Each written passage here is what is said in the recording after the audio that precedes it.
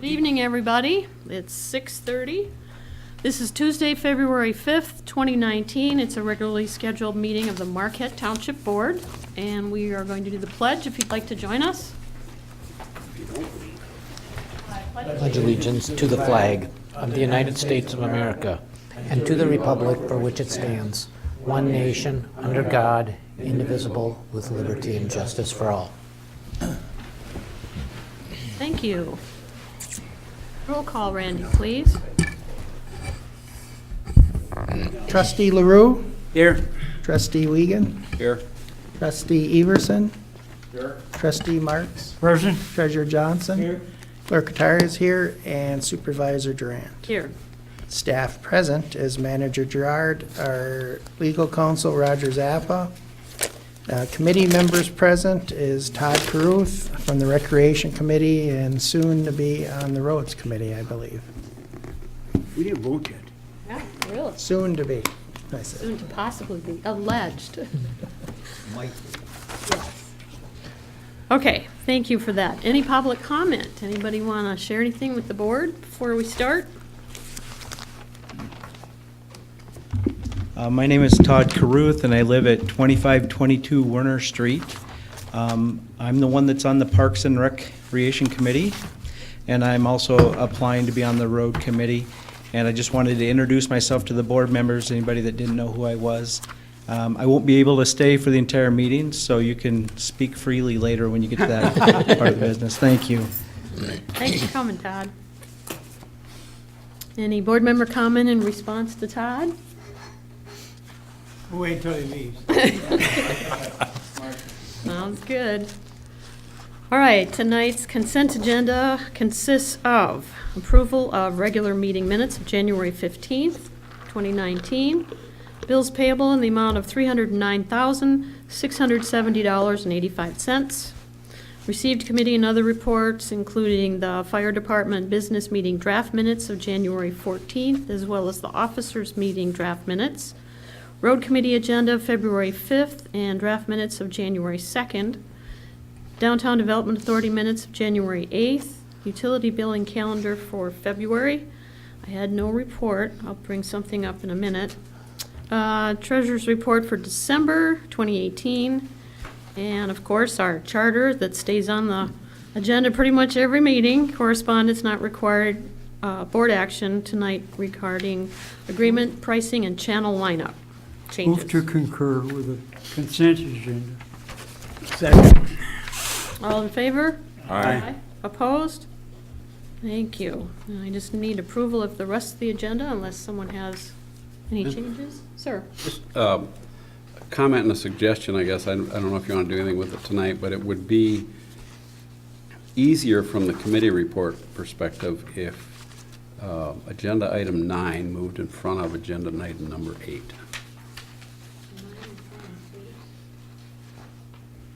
And the reason from a committee perspective is most of what's in number 8 is in the committee report, so it would give the committee a chance to weigh in on it before the board considered it without a separate discussion. Most of all the things that are in 8? No, not most, but anything that the committee reports are recommending or bringing your attention to is usually already been discussed Oh, on sure. items up in 8. Okay. So you ask for that big, long report to get made out by the committees, and then when you make it out, and there's nothing to read because you already talked about it. So in the future, what you're saying is you'd like to swap those two? Yeah, I'm just wondering if that was an issue, if you could just swap 9 with 8. Sure.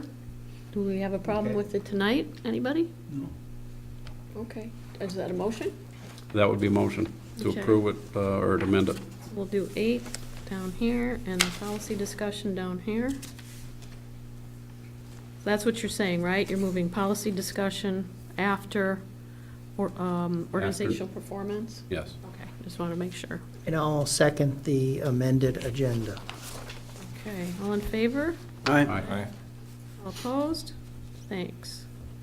Okay, I'll get together with staff on switching that around. Yeah, I'll just have Andrew change it on the template. Okay. And then I would move to approve the agenda as amended. Actually, we did. Did we? You did. Okay, Don't have to worry Just about it. vote yes. okay. All right, so you want to confuse me really good now. You want to get Todd in here before he goes? We have to vote on it, don't we? Did we vote? We did. Yep. We You did. going? I'm leaving. You have to? No, no. Well, we switched it around, so, but we've got committee updates. Do you have 5 minutes, or? Sure. Okay. Since you made the trip. So, we can do committee updates real quick? Is that okay with Does you? that mean I'm up next? You're up. Oh, Did we vote on How that worked out? change? Yeah. Actually, though, we got education first and then community linkage before that. Oh, true. 6 and 7. Well, there's no 6. Okay? 7, I do want to share something, and maybe Todd should hear this anyway. If I may be so bold. Actually, when I was on the planning commission a bunch of years ago, we were in the process of setting up forest recreation and recreation protected properties as far as different zoning and stuff. And then a big part of our discussion was how to protect some of the property we have in the township. Not all of it's accessible, some of it's state land, some of it's federal land, otherwise it's private land. The township does own a little bit. But one of the things we really wanted to focus on was trying to protect as much land as we could, and we realized that the best way to do that is to own it. So, this board, for the public's information, has purchased 30 acres in the South Trails to protect it from anybody buying it or developing it. And I think that's very important. Anybody can comment. I'm sure everybody's got something to say, because we feel this is very important. There's a lot of trails down there. A lot of people use them. If you had houses being built back there and, roads coming through, and it's just not going to be the same. So we decided that that was pretty important for our people and the surrounding communities to share too. So I just wanted to share that we now own that 30 acres. It's right by our wellhead protection area, right in that, I think that's 40 acres, and then this is the adjoining 30. So I wanted to share that with you. Does the board want to comment at all on that? Go ahead, Dave. Just to tag on to that, the planning commission is, in their master plan amendment, is looking at changing that to rezoning it for future zoning to a protected area. That'll be brought to us then at some point. Yeah, it'll be there. It would actually, wouldn't be anything that would occur formally, it would be on the future zoning map. So then it would just take an action by the commission and the board to actually change it. Cool. Anybody else want to share anything? Okay, then you may proceed, Dave. Oh, sure, now that I'm not ready. Okay, the Planning Commission meeting from January the 23rd. We discussed the stormwater ordinance, and following considerable discussion, I think the tendency is to get a little too involved in that. So what we decided to do, and we have them in our possession now, the planning commissioners, is the Marquette County Road Commission documents that address that issue. There's 3 different ordinances that address the stormwater ordinance, and so we've got that to read, and then we're going to take another look at it at the meeting on February the 13th to see if that text amendment we're talking about is appropriate and where it fits in. And I think the attorney is in the process or about to be in the process of discussing that with planning. The master plan update, chapter 7, goals and objectives, and 8, future land use map, which is where we talked about that 30 acres is in. The drafts were reviewed and discussed, and with a few minor edits, the minor edits being what we talked about the 30 acres, will be incorporated, and then we'll have a final review of that at the February 13th meeting and see if we can wrap those 2 chapters up. Then we had an issue come up about the Fry Chevrolet buffer yard, and the Planning Commission had a lengthy discussion regarding non-compliance of the Fry Chevrolet with respect to completion of the buffer yard along its southern boundary. The buffer yard is required as a condition of an approved variance that was granted some 5 years ago by the ZBA. And with the concurrence of the commission, Fry Chevrolet's noncompliance will be noticed in writing with a summary of options available to the township, and the commission will await a response from Fry Chevrolet before exercising any enforcement options. The road committee is in their February 5th meeting. That'll be presented, that just before this one will be presented at the next meeting. However, the committee did discuss the nomination of Todd Caruth at tonight's board meeting, and the committee supports his appointment to the road committee. The recreation committee from the January 15th meeting. The election of officers was Mike Springer as chairman, Todd Caruth as vice chairman, myself as secretary. Committee reviewed draft the recreation plans, goals and objectives with a few edits, and moved to the final draft at their February 19th meeting. And we did a comparison between complete streets and non-motorized planning maps. It was completed at a January 23rd work session, where there were edits completed to ensure that both maps complement each other. Final drafts of that will also be reviewed at the February 19th Rec Committee meeting. And from there, it will be sent to the Road Committee for their concurrence, and then from there on to the Planning Commission. Discussion concerning future recreation matching funds ensued. In an effort to clarify MNRTF and passport grant requirements, some committee members will plan to attend the scheduled DNR workshops later this month. And then the recognition signage for Lions Field.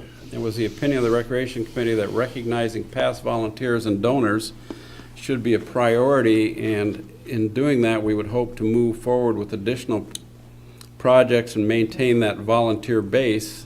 To that end, the committee would like to see recognition signs completed and presented at a board meeting, formally recognizing the volunteers. And when those signs are ready, and we'll approach the board to put it on the agenda. The final item is the ice rink roof. Inasmuch as the board approved the ice rink roof concept as opposed to the artificial ice, when funding becomes available, the next step is a concept rendering. This rendering will facilitate construction cost estimates, which will identify funding sources and, more importantly, matching funds needed together with additional maintenance needs. The committee has requested that the cost estimates to complete the concept drawing be considered, and once those estimates are gathered, the estimates will be presented to the Planning Commission and then to the board for their consideration. This is just the estimate to go out and get the concept drawings. And that's it, unless anybody's got any questions. Any questions for Dave? Pete?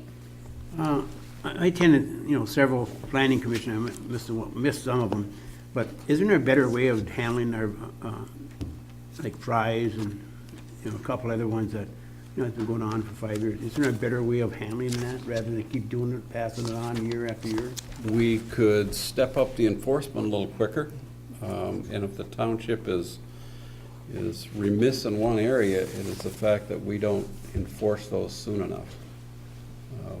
I think this one could have been enforced a little bit quicker, but then again, that's my personal opinion. We're seeking to move ahead and enforce it now. This is something that's been dragging on for at least 5 years. I think Trustee Marks was involved with that at the ZBA hearing, and I was on the ZBA at the time that was considered, so that's been a while ago. It just seems like we drag things on year after year after year. Somebody will say something. I'm not particular, on blaming them, but I'm blaming ourselves because we should have corrected it somewhere along the line rather than wait 5 years to correct it. Wait a minute. Go ahead, John. The ZBA directions under the township ordinance indicates that it is the responsibility of the zoning administrator to enforce the rule of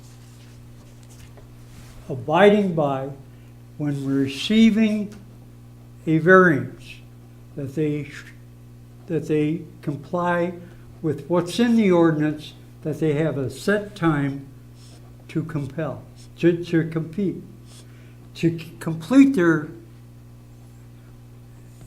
you really need to not look at the zoning board of appeal board, but look at the zoning administrator of the time and ask why that wasn't complied with.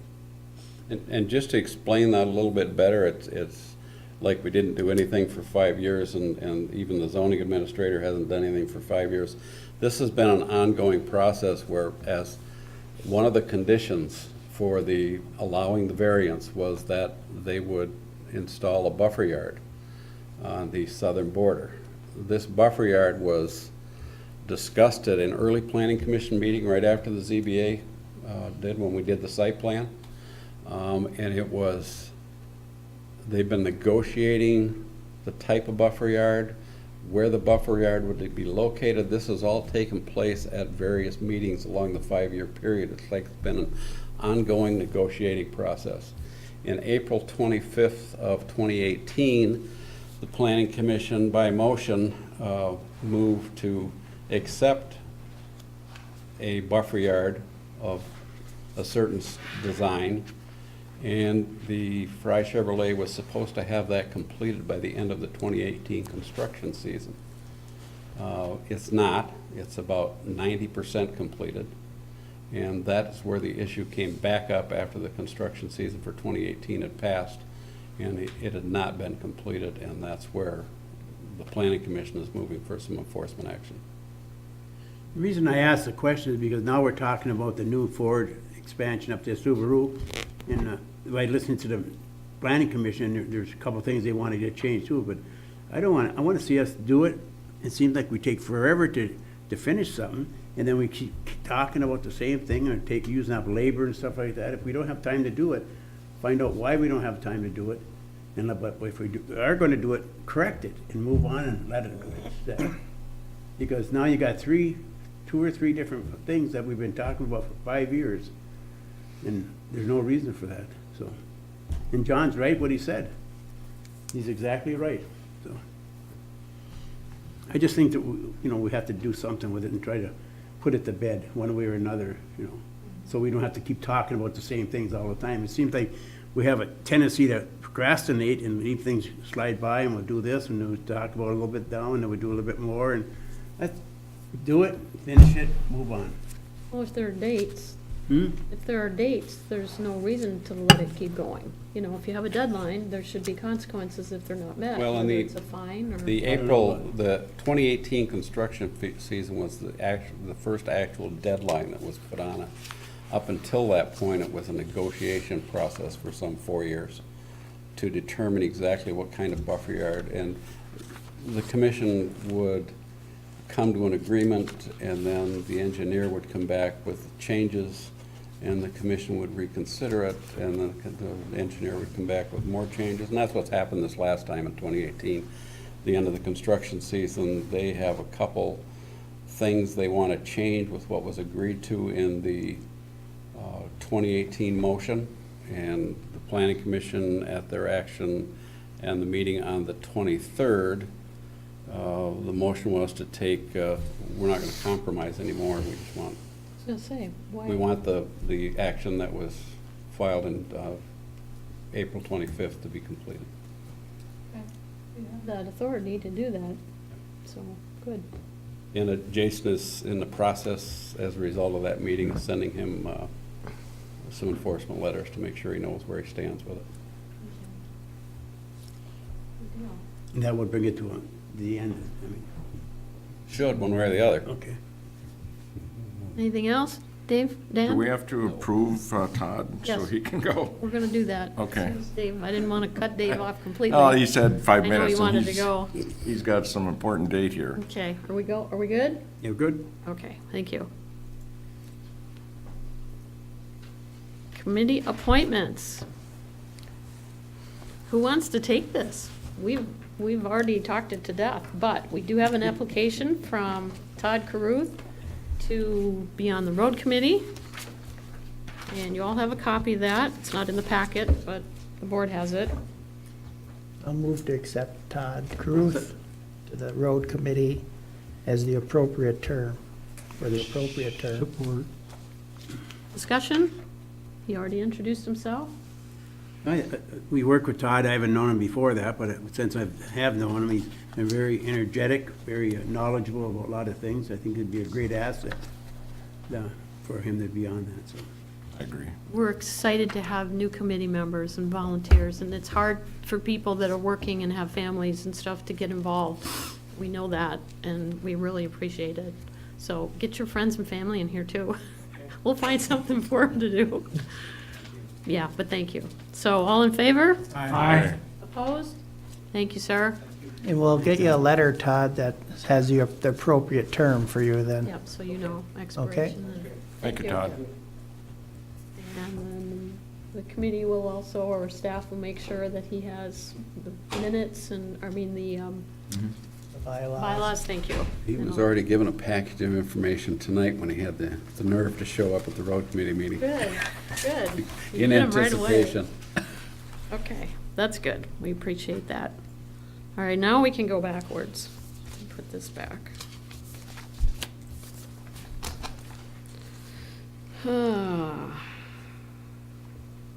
To what is now 9A, it was 8A. So policy discussion, consideration, development. Tonight is Marquette Chamber of Commerce request to renew membership. You have a letter in your, well, you got it right now, that Randy just dropped off. We have been a member of the Chamber of Commerce since Jason Schneider, the director at the time, invited us to participate. At the time, I was particularly having a lot of different meetings with the city, and 2 or 3 of us supervisors, and then that group, if you remember, kind of expanded. And that was one of the reasons that I personally voted to join the chamber, because they were new, and I thought it was important at the time to have that kind of a dialogue with the city on a more regular basis. The Marquette Township supervisor was also part of that discussion various times. In the meantime now, that director's gone, and we had requested as one of our recommendations to that new organization that they become the Marquette Area or Marquette County Chamber of Commerce. And we were told that that would happen, that they would change the name. It didn't And they happen. happened. So I personally don't get any type of township valuable resource materials or anything now, just so you know. Those meetings have kind of stopped, and there's no dialogue with the new director or the chamber itself. So for me personally, there's no reason to continue this, just so you're aware, because I was in favor of it. So it's up to you if you want to renew our membership. Dave? What concerns me about this is the fact that this request to change that and the assurance that it would be changed, the name, happened quite a while ago. More than 5 years. No, it hasn't been that long. Well, it happened, we been a did it few when I got on the board, which has been at least in the last year and a half, 2 years. And it hasn't happened yet, and we were assured that it was gonna happen. This is just another solid waste management thing as far as I'm concerned. The dues aren't that expensive. I don't know if they've changed them. It was like $400 I guess I would a like to hear some input from the manager, if there's any value in being there, if there's something we're getting from them, or. Actually, Pete, you had your hand up? I've talked to the director down there, and I asked her about that. I would say right after she took over, and I asked, when Jason left, she took over, I said, are we still talking about the Marquette area? And she wasn't very knowledgeable about that. She didn't say much about it because she didn't know about it. She said, I don't know where we're going or where that is or something like that. So I still get mail from them because I belong to the chamber. I signed up a while back. And I think it's important that we all work together. But I think since we lost that connection when we all used to meet and just discuss different things and what's going on, just to get to know each other, I think that was very important because we have to deal with that. We deal with we're part of the fireworks committee, stuff and things like that. So I would like to hear something from them, why, or what's going on with them before we, decide what, yes or no. Because what happens in Marquette happens to everybody, I think the renewal date, Randy, if you know, is April 1st, if I'm not mistaken. So we may have time. To the letter, we've already lapsed. Yeah, They were our approved it membership last has year. lapsed. They're asking for us to renew. That was $1,000, was it, Randy? I don't think it was that much. No, it seemed like it was, It's in the hundreds, Few but $100s. it's not a large amount, but the question of whether or not there's a benefit to the township, I think there's more of a benefit to the Township Business Association to be a member, representing the businesses in the community, and then we coordinate with the Business Association, so that would be our involvement at that point. Direct involvement, this is much like the Lake Superior Community Partnership, we're not members of that either. I think these are groups that, for our purposes, a better group would be a meeting of the local elected officials for cooperative activities, a Chamber of Commerce. yes, John? This goes back to the request goes back to before they actually formed the Marquette Chamber of Commerce. We pointed out to the then mobilizer of that it really would be more in place. It would be more appropriate if the title of it was something close to the Marquette Area Chamber of Commerce. He took that back, and the next response he said at the next meeting was, they're working on it. I move at this time to deny the request from the chamber. I'll support that until the time comes where we can physically see that they're making an attempt to change the name. Then come back and see us. Is that, I'm just curious if that's going to make a difference? I as think far it's as- gonna make a difference, As far yeah. as wanting a membership, just the name? It might. It would change my vote. Have you had any contact with them? Have they contacted you or Randy or our manager about anything? Kind of thought when the request came in that somebody would be here tonight to at Yeah, least that's what answer I s- questions, introduce themselves, but. Well, I guess the concern that I have is that, there are a number of events that occur that don't get mentioned because they occur in Marquette Township. And everything seems to be wrapped around the city of Marquette in terms of what they're doing, basically. Events that we have are publicized as City of Marquette events, and I think the whole point that this board was trying to make forward is, if we're going to have a joint relationship, then let's have it be a joint authority, the Marquette Area Chamber of Commerce, not the Marquette Chamber of Commerce. Because, even though we all work together, there are differences that occur, but it needs to all be published at the same time, and it needs to all be promoted at the same time with the same vigor, and we just don't see that happening. Absolutely. Simple as that. So we have a motion and support. All in favor? Aye. Opposed? Thank you.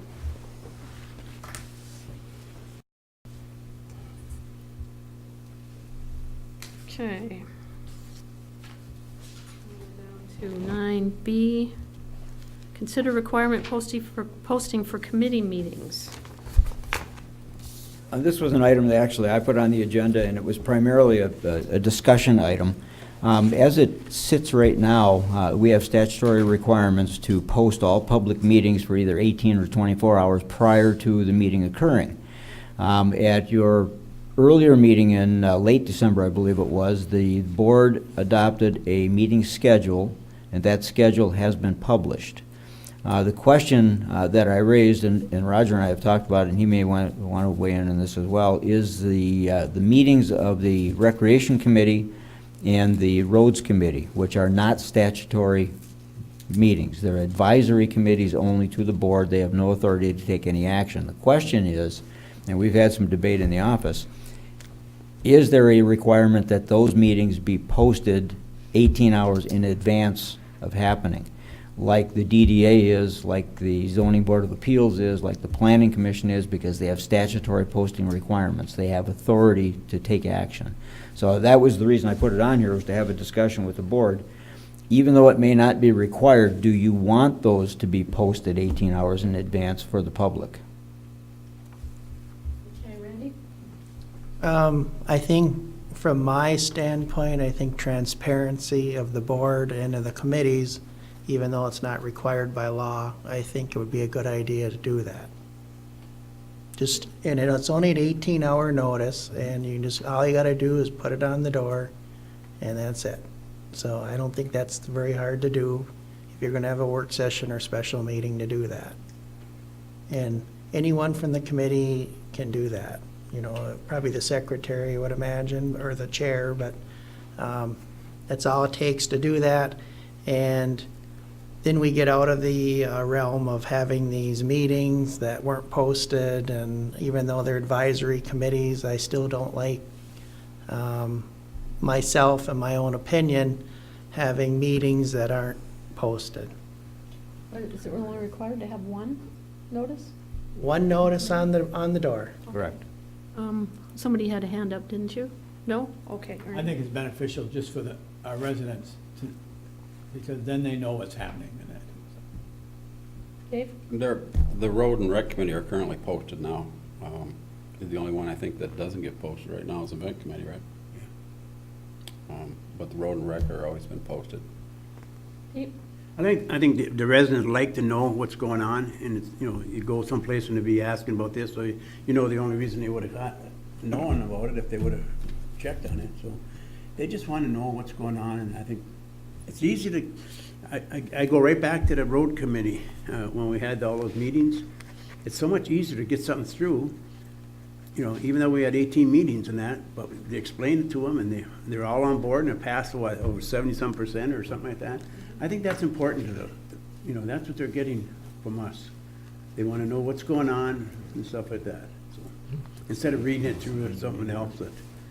But I think it's important that we try to make it, you know, available to as many as we can. We're not going to hit them all. And that was mainly from a consistency standpoint, because, you know, we post, and they are, right now, they are posted in the larger general posting that's up, but what we'll do now for those committee meetings, we will put a separate posting up 18 hours in advance, noticing that meeting. Okay. So that's enough, we don't need to have a motion to? I don't think you need a motion for that. It was basically, you know, it was an advisory question on what does the board want to do? Do you want to leave it the way it is, or do you want to have those posted? So we will post them. Well, Okay, Randy? I'd like to make a motion into that, so there's no argument. So everybody knows. I'll make a motion that committee meetings, special meetings and work sessions are at least posted 18 hours in advance. Full support. Okay, motion and support, John? Is it needed to indicate that there's no confusion, that this isn't being posted in the newspaper? No. It's being posted on the door? Correct. Yeah, and there's no requirements even for us. Okay, It's, thank you. the only requirements for the township board is on the door, and I do have, they changed the law a few years ago. We have a special place on our website in the lower corner. Yeah. That if there's a special meeting of the board, it shows up there. But committee meetings, I think the door is fine. Nobody's gonna come back and say that they weren't notified, or say we're trying to hide something, or whatever. It's there and they can see it. Well, so many people come and drop off their water bills or their tax bills or Tax anything. bills. They're always in here, left and right. And it's just, it's an easy thing to keep us transparent, in my opinion. Yep. Okay, all in favor? Aye. Opposed? Thank you.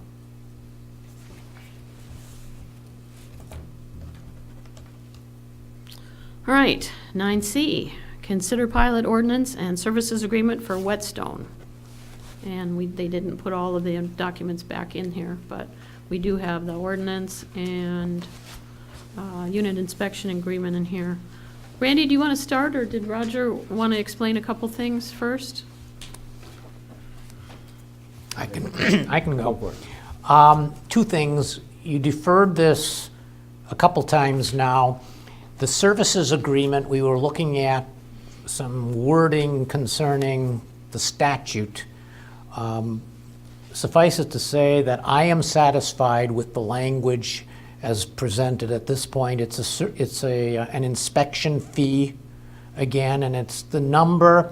The first time you deferred it, there was no number in it, and you wanted to see a number. The number that was reached between Mr. Beltz and the Whetstone attorney, Mr. Dean, and Dulce, your assessor, was $3,500 on an annual basis. The reason that makes a little bit of a difference is because if there's an actual inspection being done, that's different than just a charge for general services. That fee would not be prorated to other taxing jurisdictions. That would be something done by the fire department, and that would be compensation for that service that they're doing for that inspection. I'm satisfied with that language from a legal perspective, and not telling you that you should or shouldn't adopt it, but just in terms of meeting legal criteria, the language of it, I believe, is satisfactory. The other thing, there was a minor glitch of secretarial, clerical nature. There have been 4 versions of the proposed ordinance. We've had version 4 even at the last meeting, the last township board meeting. The one in your board packet is version 3. There's only one sentence that's any different, and that is in section 9, paragraph 9. It was kind of on again, off again as far as whether there was going to be a MSHDA mortgage. So the version that you have in paragraph 9 does not include, for the duration of the payment in lieu of taxes arrangement, for the duration of the MSHDA mortgage or the other criteria that are in there. One question that did arise at the last board meeting that I said I would look into is what type of a term are they looking at for the MSHDA mortgage? Because generally this language is something that the state of Michigan is going to require if it's in there. But my understanding in speaking with the Whetstone attorney that we're talking about a potential 40-year MSHDA mortgage on that. So as indicated before, this is a long-term arrangement that if you vote to implement that, will be around for a long time. However, as with the service agreement, just from strictly a legal standpoint, I believe that the language of the proposed ordinance meets legal criteria. As I'd indicated before, the ordinance needs to have a first reading and a second reading. You can discuss whether you want to have a first reading tonight or not. I do have a copy of the correct version that I believe was the one I gave you last time. Again, that I'm not sure what happened there exactly, but that was a clerical secretarial issue. Randy? I'll make a motion to consider the pilot ordinance and service agreement for Whetstone as a first reading. I'll second. Okay. Ernie? Going back to section 9, on the last portion of that, talking about provide that construction of the housing development commences with the 3 years from the effective date. Can you explain to me what that actually means? That the construction has to start within 3 years. If this drags on for, say, 7 years, or the 5-year number that seems to keep coming up tonight, then it's not in effect. I want to make sure. There has to be an initiation of actually, I almost said breaking the ground. This is more of a remodeling proposal than it is of new construction, but just figuratively, if there isn't any breaking of the ground or any commencement of the remodeling, then it would be of no force or effect. I just need to make sure I understood what was said. That's Pete? Did you? David's first. Okay. Are we considering in this motion the ordinance, or are we considering the ordinance and the service agreement? Both, as a first reading, as a first reading. I have a question about the service agreement.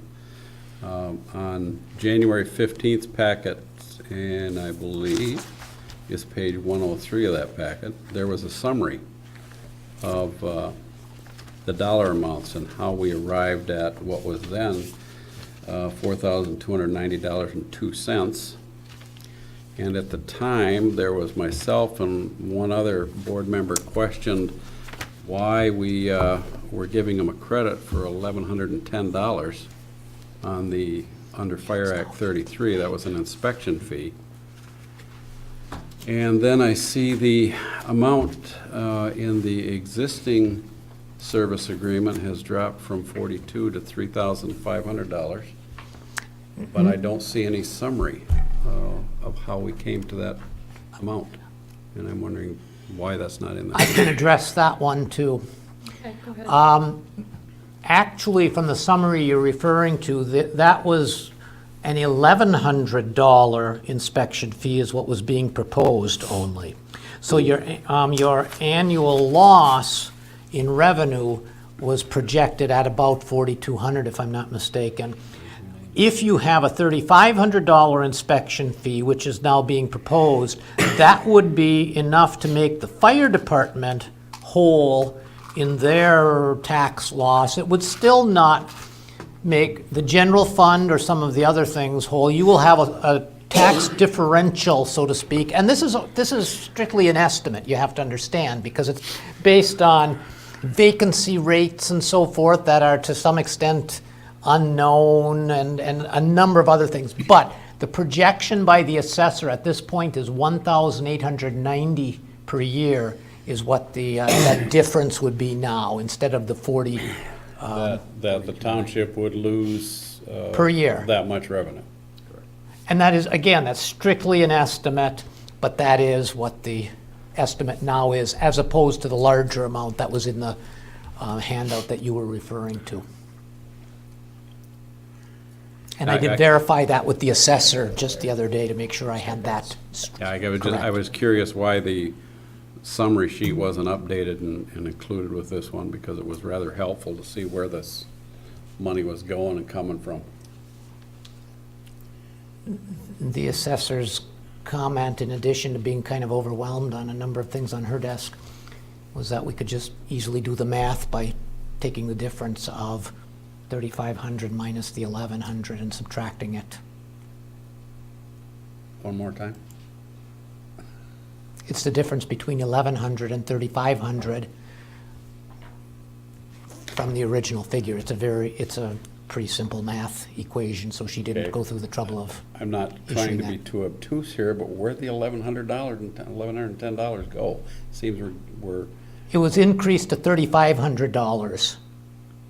Instead of an $1,100 inspection fee, it was increased to a $3,500 annual inspection fee. So that therefore reduces the amount of the differential that you're losing as a township from either the general fund or any of the other funds, including making the fire department completely whole. So what's being considered here tonight then is the board comfortable with an $1,800 a year loss in our revenue, tax revenue? Correct? And And 3,500 for the fire department. John?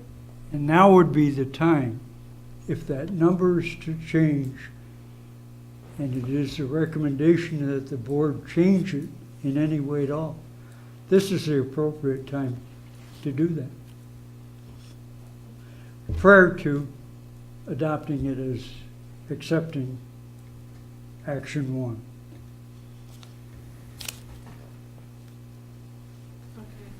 Do you have your hand up? You want to speak to it? Sure, as long as the board's finished.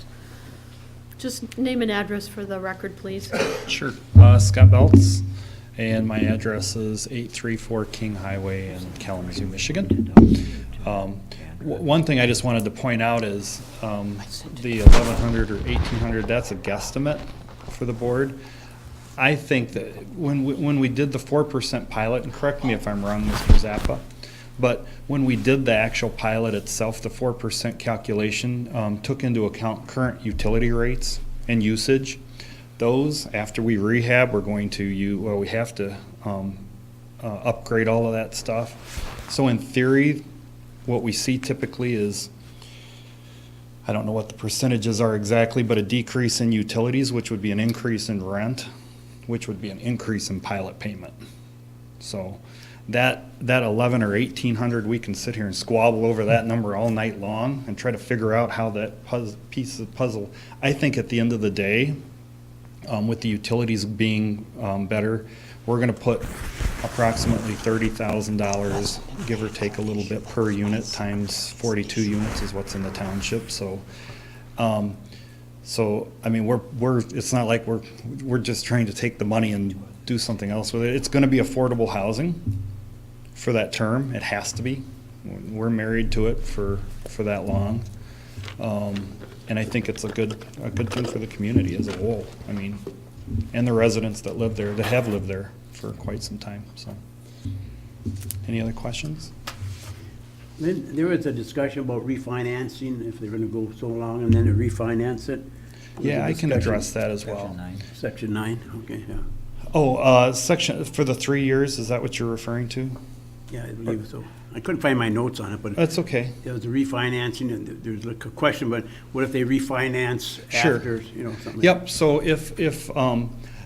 the tax credits that we're applying for, and that's the reason why we need the pilot, those run for 15 years, okay? Once the tax credits are up, then we typically, which it's not under tax, it does not have any tax credits right now. It's a Section 8 property, it's affordable housing, it's gonna continue to do that.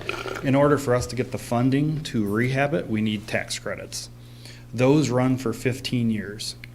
And we just raise that money to rehab it, that's it. So after 15 years, typically what happens is we would go back to MISTA and ask for, and they end in 15 years. It's probably more like 20 when you get in front of them and try to get but you try to put a new package in. At that point, we would have to redo the pilot because the mortgage would be, the existing mortgage would be paid off, which would then end the pilot, correct? If the mortgage is paid off, the pilot goes away. And we would have to come, I don't know that it would be me in 15 years, but somebody would have to come in front of you and try to get you, and it may not be you guys, the board to reconsider a new pilot, in a sense. That was one of the questions really that we didn't quite get answered last Yes, meeting, and that. and I apologize, that yeah. makes sense. It's like a So, refinance, so you It start is, over. it's exactly a refinance. The tax incentive runs out in 15 years, and typically developers will come back in with a new package and have to redo it. They pay off the existing mortgage, and that triggers the pilot to go away, so they go back in front of the board and ask the board for a continuance of the pilot. But for purposes of the MISTA mortgage, MISTA requires it runs with the mortgage, so. So even though there's a 40-year mortgage, it's gonna be looked at again in 15? Well, 15 to 20, Oh, yeah. Okay, somewhere in there. And it probably won't be me, I don't know. Won't be us either. Dan?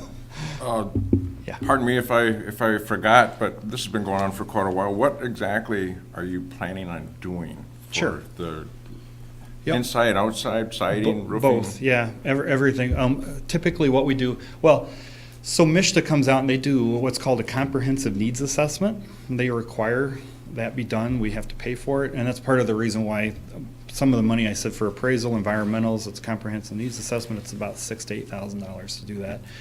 But a company, a third-party company will come in and they spend a couple days at the site, and then they will produce a report. That report will drive what items need to be done, and MISTA will lay out that you have a roof that was done, I'm just giving you examples, a roof that was done this year, the useful life of that roof is 25 to 30 years. So in this length of time, the roof needs to be redone. Or carpets, I mean, they go down to carpets, HVAC, walls, roofs, everything. Each unit would be different? They look at it from an aspect of what we're planning on doing in the units, which we typically would rehab the whole unit, but then everything would have a useful life. The refrigerator, the stove, the whatever we put in would have a useful life.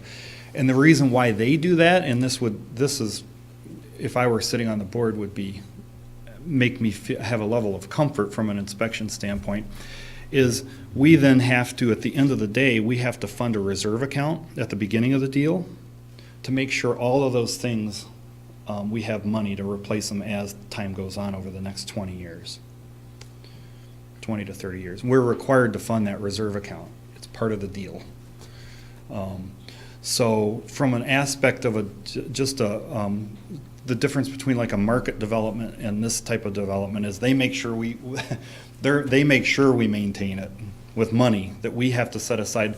And that money it's a 3% inflationary factor on everything. So if you have carpet today, it's $1,200 in 10 years when the useful life is dead, then it's an inflationary factor on that. 6% interest on the reserve account. So we may be required to put $700,000 into a reserve account today and fund that every month, as long as we have a MSHDA mortgage, fund that every month to make sure that in year 15, when that roof needs to be replaced or whatever the useful life is up, that we have money there, and we write MSHDA a letter and request the money. We do it all the time.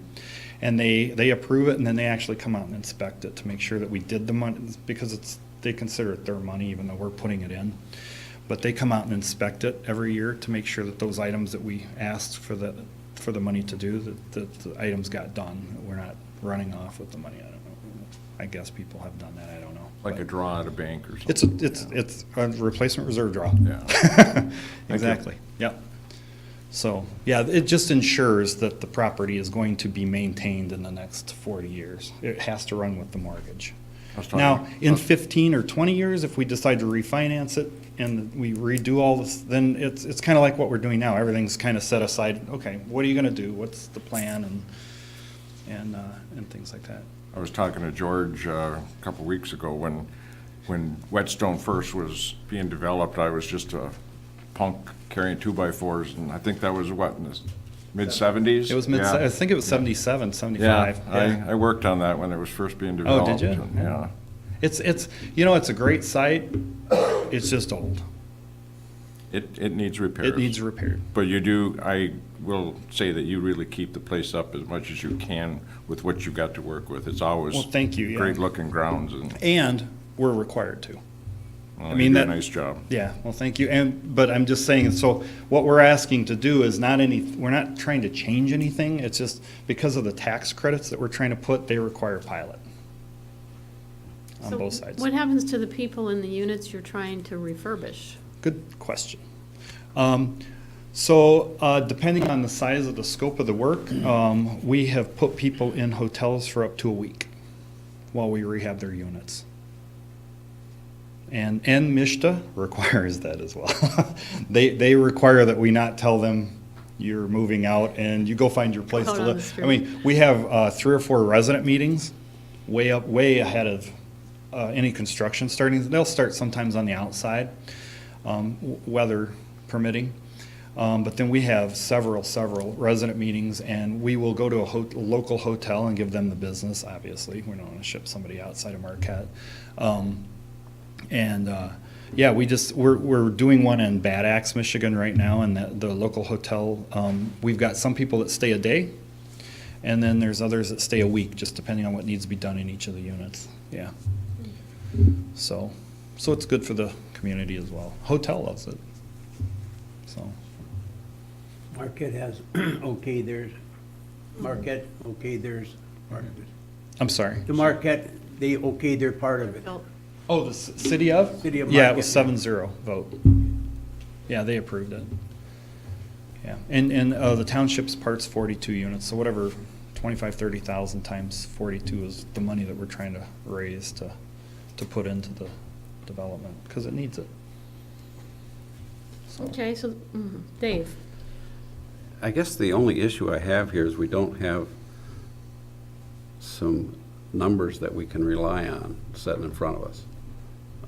We got a summary sheet before. We don't have a summary sheet sitting in front of us that we can rely on. We're being asked to essentially roundabout approximately, nobody knows for sure, to give away $1,800 of what would be a revenue stream. well, when you're working percentages too, with tax numbers and values of construction items, I don't know that we could That's just me. I don't know how exact It's you could extremely be. hard to, When would a number be available? Like, not till 3 years when you actually start construction, or? yeah, hey, Mr. Zappa, do you know when the pilot would actually take place? Would be the first year of I don't, that's an attorney question. But if they break ground in a year, it would involve that year's taxes, wouldn't it? To be Correct. taken the Correct. next year. Yeah. Okay, so we would not know that $1,800 number until then. Well, as it was explained to you in detail in January, the number that you had at that point, it was a gross number of 68.62 and 6 cents. Then you were going to reduce that with the payments on it and so forth of the inspection fee. You've now increased the inspection fee, and Dulcie and I went over that in detail, and that number is $1,890. That is your differential, and that's as close as anybody can come, really, as a guess. And as it was explained then, that's probably a high estimate, because it does not, it has I believe, a built-in 20% vacancy rate estimate, which is probably an unrealistically high If vacancy. we're running 20%, yeah, that's really, I mean, we've run typically, what, 1%? Less than 1% over the last 5 years. As it was explained I to mean, me, at least, This there's is a not, waiting list. this is not a market development. It's, okay, I mean, it's based on people's income, so people want to live there. We have a waiting list that, I mean, so when somebody moves out, the longest period of time that unit's empty is how long it takes us to get it ready. I mean, so, yeah, the 20, and that's another good point. Thank you. I forgot about the 20%. That's going to increase that 4% number, and the utilities will increase it. So it's an extremely conservative number. Yeah, that's $60,000, the 20%. It's extremely conservative. And understand, I didn't generate these numbers. This is what you hire an assessor to do, is to estimate those things. But she did, and she spent a lot of time coming up with that and adjusting the fee from, the only thing that is changed on the information sheet is adjusting the fee from the $1,100 to $3,500, so that further diminishes what your tax loss differential is. It doesn't erase it. You still have an estimate of $1,890, which, as we've now said a couple times, is probably a high estimate. She thought it would be pretty close to a break even. It will probably, well, I think, Not right to the penny, but. no, I think by the time the utilities, and I know we're not going to be at 20% vacancy loss, but I think it'll actually make out more. But 1,800 is not a lot of money to make out, I mean, in the grand scheme of things. So what happens if that first year, this starts, ground's broken, the taxes levied in the, everybody that next year, and it's $5,000 loss? What would the board do? Can we do anything, or Nope, are we that's- locked in? You are locked in for the duration of however long the MISHDA mortgage is in place. That's why, what I explained at your last meeting is you have to give it some discussion and some thought, because it is a very long-term arrangement potentially. And that is why the assessor, why Dulcie, had these discussions, that I wasn't a party to all of them, but in increasing the inspection fee from the $1,100 to the $3,500, because that basically at least covers the major concern was the fire department funding. Yeah, and in that example, the inspection fee is $3,500. You're saying a loss of $5,000. The $3,500 is a guarantee. Okay, so now we're talking about half. You're talking about 50% of the 4% pilot. If that happens, the property's not going to exist. I mean, because I'm not going to have enough revenue to pay my mortgage. I mean, I'm going to have all kinds of problems. If you're losing $5,000 in tax revenue and the 4% pilot's generating $10,000, that's 50% loss. That means my revenue went down by, the property's going to go into foreclosure. There's going to be more problems than you guys collecting your $5,000. So, I mean, just from a practical standpoint, you're going to get to 35 no matter what. The rest of it's generated off of, and she predicted 20% vacancy loss, and the utilities are where they're at today. I mean, I know the utilities are gonna go down, and I know we're not ever at 20% vacancy loss, because I'm gonna have more problems than, I mean, I'm not gonna be able to pay the mortgage then. So since this is a first reading, maybe we could give this back to the assessor, accept it as a first reading, we haven't done that yet, and see if there's anything that she can see differently, and if that's the case, we can go with these numbers and for the next meeting, because this should be her update report anyway, the second meeting of the month. She may have some different numbers. I talked to Darcy, and she did a lot of work on this thing, and she's very comfortable with it. That's what she told me, so. So the question is, do you want to read the motion again? All it is accept the First reading. pilot ordinance and the service agreement for Whetstone as a first reading. Okay, And that's not even a roll call, that's just a regular vote. all in favor? Aye. Opposed? Thank you. Reading. That's the 19th. Yes. Okay. We'll see you then. Thank you for that extra information. Days I put all this paperwork away. I got a big paper clip, I'm holding it together.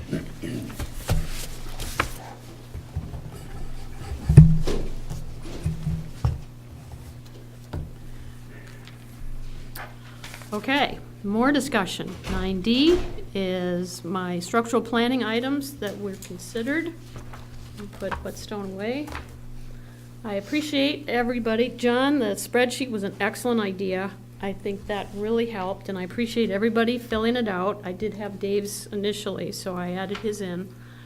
So what I did, because everybody's were so different, let me just kind of show John just for fun. If you can zoom in, that's just a rough idea.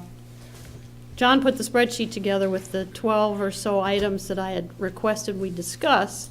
So everybody had numbered, and I did check with them to make sure 10 was high or 10 was low. And you may or may not want to know what the top 4 I picked out that maybe this board will tackle this year, is kind of my hope, and get done. And I can give you 5, 6, 7, and 8, and we can do those if we finish the first 4. So, number 1 was to discuss succession. 6 out of 7 board members thought that was important. Number 2, and I think I would switch my vote to this one, emergency power. 3 out of 7 agreed for that. So like I say, I think that should be 4 out of 7. Why did you change your mind? I didn't, but I would to Been the last couple increase it, days, yeah. yes. Because I talked to Randy and he had to send everybody home yesterday. Yeah. So that's kind of a waste. Number 3 was the strategic planning, to have that as discussed. And these are in order, 4 out of 7. Strategic and the office security were both tied. Everybody said 4 and 4. So the top 2 items were succession and emergency power, and then strategic planning and office security were the next 2 equal. Both said 4. 4 out of the 7 board members voted for those. I do have the numbers on the rest of them if you're interested, but I would like to, maybe at the next meeting, we could try to plan, if everybody agrees, setting 2 or 3 meetings aside even, or just start with 1. And if you want to tackle these in order, that's fine. If you want to try to plan a couple at a meeting, or Can we all see 3, or, the new summary that you've come up with? sure, type it up and send it to you? Yeah. Absolutely. Then we asked 2 different times, 2 different meetings, to have the manager come and, discuss that with us before we voted. Is he going to come and talk to us about these, and his input on it? Yeah, and Twice that's, we asked for it, and it never happened. well, because we were working on the spreadsheet too, and trying to get some answers as to how important you feel some of these items are. Well, he might feel differently after he talks about it. Exactly. So that's why I'm thinking a work session. If you want to set it now, that's fine with me. Go ahead, John. I think everybody needs to understand, it doesn't really matter what your interest number was that you inserted. It was simply a matter of taking everybody's number that was inserted, adding them together, and dividing them by 7. gave you the norm of board interest. And that's what our supervisor was looking for. Early on, while I didn't have all of them, early on, the highest interest was number 11, which was adding office for planning, which was kind of unusual, at least in my view. It came up that way, that was the highest interest that the board had. It gave us something to work with. Yeah, it was down at the bottom when everybody else got voted. So, thoughts? And there are others that were high, and that's what Lynn is talking about now. I don't think we need a work session on them. I think the public needs to know what we're thinking about as well. And what best place could you talk about it on an item that's on the agenda? We just all should be willing to speak about it as we feel comfortable. And from that, we get the consensus that drives our agenda. I don't have a problem with that either, but if the manager's going to try to compile some information, and by the time we talk about it at a board meeting, that's why I like work sessions, because we have to conduct business here. This is more of a planning for this future, the next year. I think most of these might need a work session, but So- I think it would be of interest to the public to know what issues the board has our highest interest in. Well, how much do we know about the fire department as far That's as, what I mean. you know, how much it's gonna to have- cost? Well, what did we say about that? The fire department one came in relatively high, but I think the comments that were checked after that said, for the most part, that it had to have fire department involvement. You know, you gotta have a working place. It doesn't need to be a vacuum. And I think that if you're looking for communicating what the board is thinking about, it should be done at the board meeting. Well, we can always bring it to the board meeting. It's not like this is a secret. It's on YouTube when we have work sessions. I'm trying to compile information here. And if the board feels right now that succession, that discussion needs to be, that's paramount, and we need to have that, I think that's one of the items that could be on a work session agenda, emergency power number 2, and then 3 and 4 if we want. And Randy's got a wealth of knowledge on all this stuff. And once we have that discussion, those 4 may go away. We may have answers to those questions. Maybe we'll have 4 new ones. But until we have an initial discussion, there's a lot of information here. We need to pare this down. What came out as number 4? I missed What was that. 1 through 4? Would you repeat that? Strategic planning and office security were tied as number 3. So I had succession first, emergency power, and then strategic plan and office security. Okay. I think that's a good place to start. Yeah, we got to start somewhere. Did you say everybody filled one out? Yes, Well, I'm missing 2. that's Wasn't possible. 4, there were 2 I can get threes. the rest of them The to 2 you. came in real late on the email, Okay. or 1 did, and 1 was available tonight. Another thing that I'll know more on this week is I've got something in the works about some emergency power. And I can't say a lot on it right now until I know more, but we may not even have to discuss that, hopefully. I've talked to Randy about it, so. Okay. Dave? I think, I mean, obviously the consensus of the board is that the succession plan is the first thing you want to talk about. And Trustee LaRue made comments before that we're kind of on hold until the manager makes a recommendation. to the board. And I think when that recommendation is ready, then we could schedule a work session to take a look at it and vet it out at a work session, and then when we get more of a final plan together, then bring it back to the board meeting. But I would think everybody agrees the succession plan's number one, so it's Now we know that. before we set up a work session, though, we ought to have some input from the manager as to when his recommendations are gonna be ready. That would be fine. Yeah, well, succession plan, in my opinion, is the first thing, because you have at least 2 staff that could be going at the end of this year.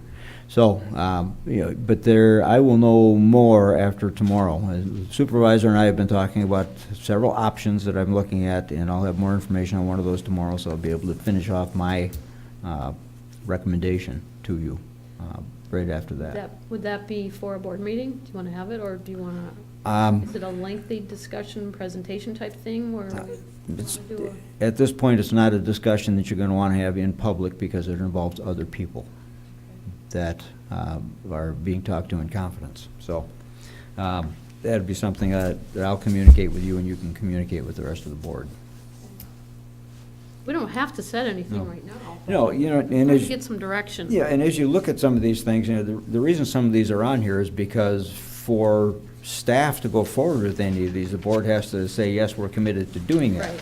As of, for instance, the fire department, when weekend shift is predicated upon the board's desire to begin to advance the department as the community continues to grow, to be able to provide service beyond what our current service level is. So that's a conscious budgetary decision the board has to make in terms of funding.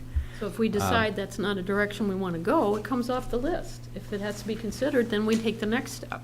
The far and away, the most expensive option that you're looking at here is number 4, office security and handicapped accessibility. That means a rehab of this entire facility to provide security and handicapped accessibility. It's not just a simple thing like putting a glass wall in front of Andrew. It's drywall exterior walls that have no protection from the outside. It's glass windows. It's multiple level of how do you acquire access for handicapped? Do you reconfigure all of the entryways with new types of entryways? You're talking about a very sizable cost. Buzzers. Hundreds of thousands of dollars is what you're talking about with that, to provide security. This building was not designed or built as a secure facility. There is no security anywhere. Wasn't even considered in construction. So, I mean, those are the kinds of things that the board needs to talk about. Do you even want to go in that direction?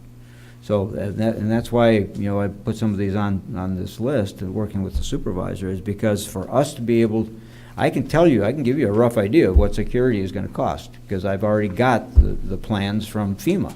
They have a design, they have plans and estimated costs, but it's big, very big. That's why I envisioned at least a beginning work session. Right. So we could weed some of these out. Some of these are pretty simple. Strategic plan is the one that's in front of your face right now, but it's probably the simplest of the issues on this list. I mean, you just have to make a decision in terms of how you want to proceed with succession. And like I said, right after tomorrow, I'll be able to potentially even make you a recommendation that will be a plan to go forward. And some of these, like the clerk has suggested, and Dave too, don't even need to be on here. They're more of a staff thing. So if we can weed this out and focus on 3 or 4 things and try to get them done, or at least addressed, we'll be making a lot of headway. Because these are big things. You're talking about, this was in the packet, so the public should know. So this ranking gives me an idea, basically, of where the board, as a group, has consensus on what you want to look at. Based on the information we have. Yeah, based on what you have. Or our personal opinions or whatever. So, John? My suggestion is that if a majority of the board checked the square for manager input required, you wouldn't have a work session until that was accomplished. My suggestion is, if a majority of the board checked the square for future budget issue, you wouldn't have you wouldn't have a work session until that was accomplished. My suggestion is that if a work session required was for any of the 14 items, then you can start to think about a work session required. But not if the previous two checked off manager input or future budget. It gives you a key to work with. That's all. But all of these are gonna have manager input, and most of them are gonna require money. I checked them all on mine. I think they're all, how can we make that decision without the manager's input? Yeah, and I can give you input on these pretty easily, basically, some of these are relatively simple, like 10 and 11. 10 and 11 are pretty simple. The board just has to decide, do you want to keep or sell the 5 acres? If you want to keep it, then we turn it over to the planning and zoning folks to give us an example of what we can do with it and what we can't do with it. Same thing with office space. We can accomplish office space tomorrow, but it means you lose one conference room. But if that's what you want to do, that's done. Simple.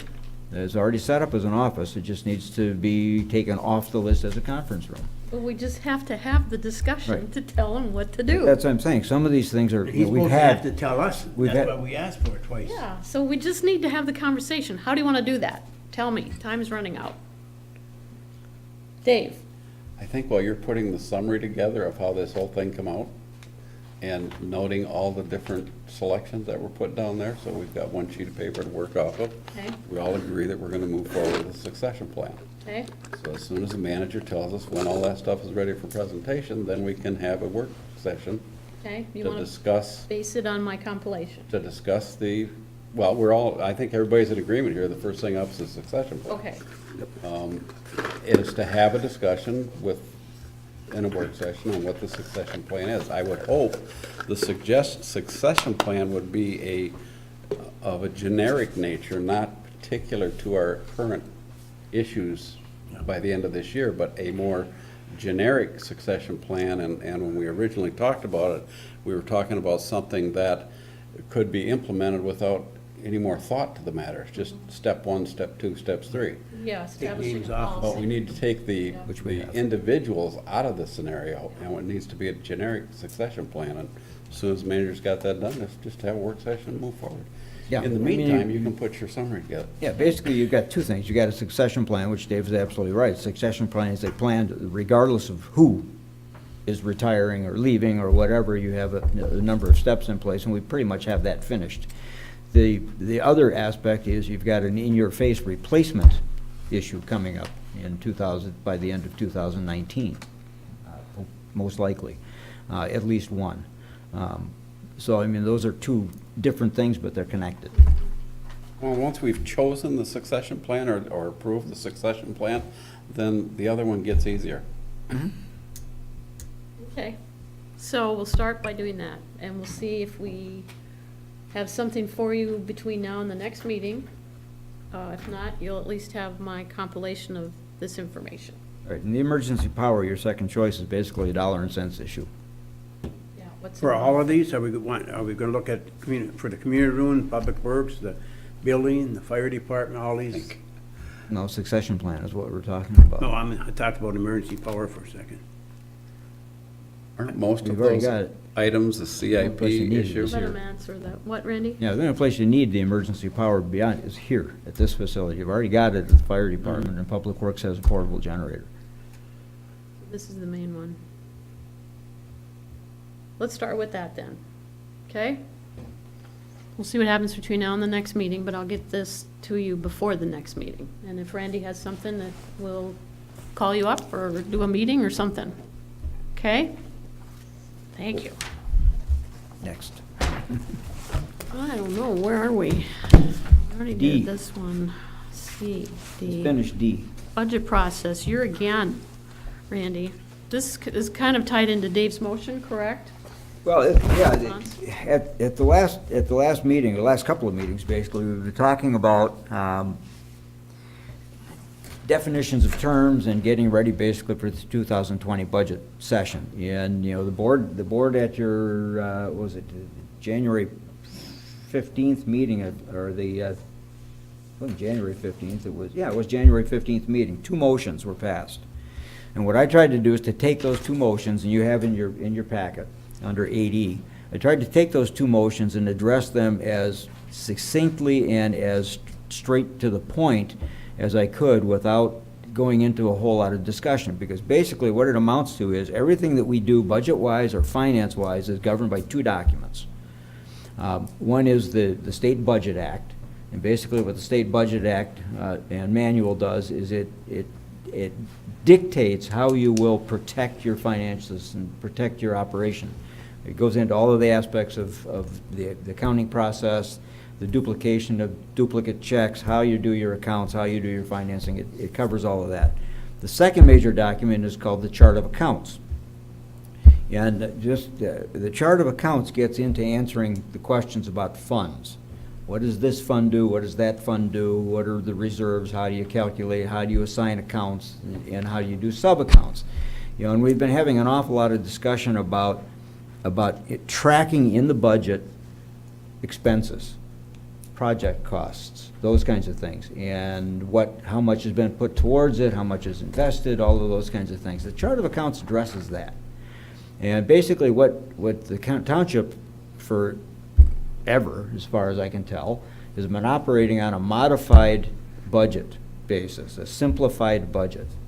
And it categorizes a lot of expenses into one line item, doesn't really break it out to do a lot of the things that you're talking about. But the Chart of Accounts does give you the ability to have an account for South Vandenboom sewer system. And then under that general account, you can have sub-accounts of labor, excavation, concrete, road replacement, materials, supplies, that you can then track, basically, throughout. And the budget would look very much the same, spread out as it currently does, where you have 2013, 2014, 2015 laid out for the 2016 budget.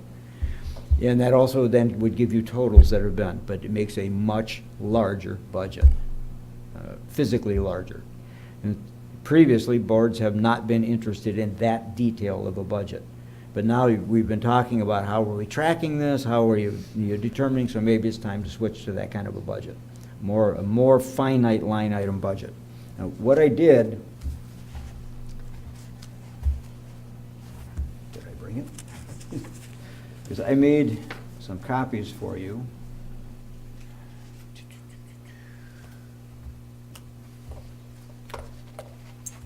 That you can take with you. I don't want to get into this today, but I made copies. There should be 7 of them here. Oh, let's staple them all together. This is the whole Budget Act. I will get it to you. Basically, I made a copy of the Chart of Accounts for those sections of the Chart of Accounts that deal with setting up the accounts and the definitions to go along with this memo that I put together for you. And it basically expands a little more on that would give you more background. But this was intended to get into the discussion of what the board concerns were with defining types of funds, how the funds are funded, and what they're supposed to be doing. So that's why I put it together for this meeting. Okay. When we originally talked about this, we were talking about establishing definitions for 3 funds, and it was not just a definition of what goes into fund, but how you Right. use the fund. And we talked about operational reserves, emergency reserves, and contingency funds.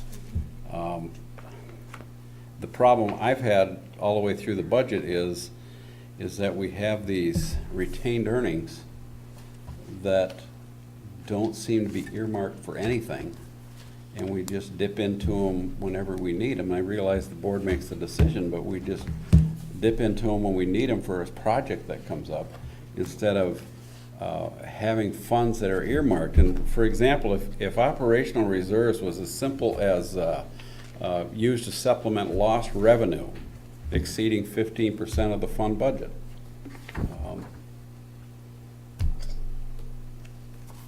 when the reserve is, or when the lost revenue is recovered, it goes back into the operational reserve. That specifically defines what that operational reserve can be used for. It's just a matter of defining what funds have operational reserves and what funding level they're at. The reason I went to 15% is because contingency, which set aside to guard against revenue shortfalls, cost increases, project anomalies, and/or unanticipated conditions encountered that are set up to 15% of the budget. The reason I went to 15% going into the operational reserves is because contingency covers up to 15%. And then you got the same thing on emergency reserves. Emergency reserve funds used to augment unforeseen or unbudgeted expenses resulting from an unforeseen event exceeding 15% of the fund balance. So contingency covers it up to 15%, and when it goes over that, like you have the 2014 water freeze up that you need to get some money, that goes into the emergency reserves. But my whole intent of even bringing this thing up was to define the terms so everybody's using the same terms when we're talking budget. Identify the funds that have these different reserves in them, and establish the guidelines which they can be used. I mean, there are certain guidelines that you should be able to use them, and obviously the board can go in and make any changes they want when a circumstance comes up, but we need to clearly know what we're getting into that fund for and why we're making the change. And as opposed to just, we've got this project that's got a cost overrun, we need it, let's go into the retained earnings and get it. We should identify the money that covers these circumstances, and they should be in the budget. And they're not all going to be in the budget right away. They're going to have to be funded over time, because some of those are, depending on the manager's recommendation, could be fairly large amounts of money when you get into the wastewater and the water funds. They could have a fairly large operational reserve or emergency reserve. And that's where this started, was with those. Right. But we need to define those amounts, and I would think it always would be defined based on the fund, a percentage of the approved budget. And that's all I'm suggesting, is we just have come up with a solid definition for those three reserves, and then all that we have to do after we decide what the definition is based on a recommendation from the manager, is how much are they going to be funded to.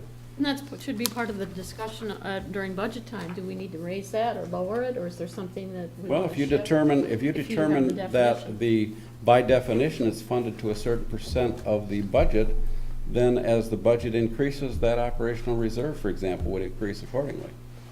So you don't have to discuss that every year. It's a matter of a percentage of the approved budget. Okay, let's see what Randy's got. And here. I picked 15% because 15% seems to be a fairly common number for a contingency fund. And I realize that 15% may be a larger fund than you want in some of the bigger funds. That's up to the manager to recommend those. But I thought the first thing the board should do is decide on a definition for those funds and the guidelines under which they get used. And once that's done, then it goes back to the manager to recommend funding amounts, the balances that should be in there. So this is more of an explanation of the types of funds and. Well, the reason I Allowed made the copy of that for you is because it describes how you can construct your budget to do some of the things that you've wanted to do, like to have a track, basically, of how much money is actually in the account and how much is being spent. The budget document right now does not give you the ability to do that. It doesn't, because it's all rolled into a large sum. Kirk, when he does his budgets, basically, he does it the way the DEQ tells him he has to do it. The first thing that he does is he estimates what the demand is going to be. He makes a projection based upon what the demand is going to be, and that's his first number. Then he's got to back everything else into that. But then at the end of the day, once he's done all that, he has to set aside a reserve fund of some amount to be able to cover the unpredicted things that happened, like last week at the fire department.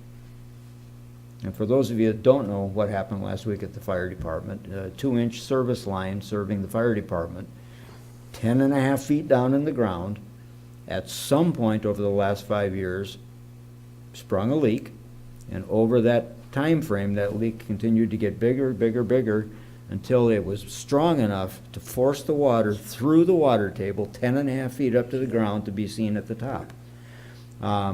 Hundreds of thousands of gallons of water were gone, lost, because it was below the water table, so as the water was coming up, the water table absorbed it. Never came to the surface.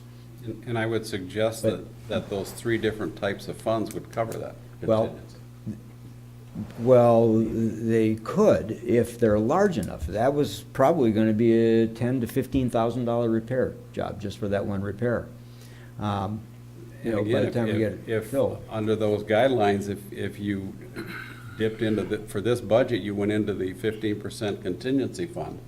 And if that didn't cover it, then you went into the 15, or whatever the percentage was for the emergency fund, and those should take care Yeah, of it. that's what I'm saying, but what has got to happen is the board has to establish what your comfort level is, because right now, you've got an uncomfort level with the 1.4 million sitting in the stormwater fund.